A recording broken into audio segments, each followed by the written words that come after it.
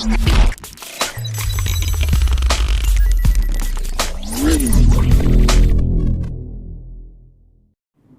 guys, this is Gadget Man 404 and this is the first flight since I changed the motors on the Syma x8c. Now as you can see, it is a glorious day, just perfect for flying. A little bit of breeze, but when you're in high rates with this quadcopter, it flies no bother whatsoever. I'm carrying my Weemius action camera, which is a 4K camera, but I believe the footage I'm recording is 1080p 60 frames a second.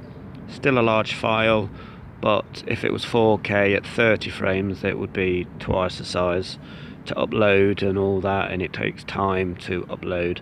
But I'm just coasting it around the field. Now what actually happened the other day is the motors, when you screw the motors into the actual screw the screws into the motors, they screw in, okay, but then when you have to click them into the little plastic housing where the cogs are, and then you try and put the screw in, the threads have gone on the actual inside the motors, and I don't have any longer screws.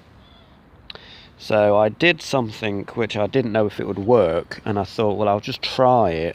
And basically I just got an elastic band, and the wires for the motor, I've just bound an elastic band round the arm of the pod, like, you know, near the end of the actual arm where the motor goes, and just bound it round and round and round, and as you can see, I'm flying. So the motor's been held on with a piece of elastic band, but it is actually working. This quadcopter is great. Parts are cheap. I mean, I think a new motor is about £3 something. Batteries are a tenner. Flight control board is under £5. The new shells are probably £6 to £8. Propellers, I'm still on the original set, never needed the spare set that you get with it. Stock transmitter. Not getting as long flight times as I used to because the battery is over a year old, and I only have one original battery.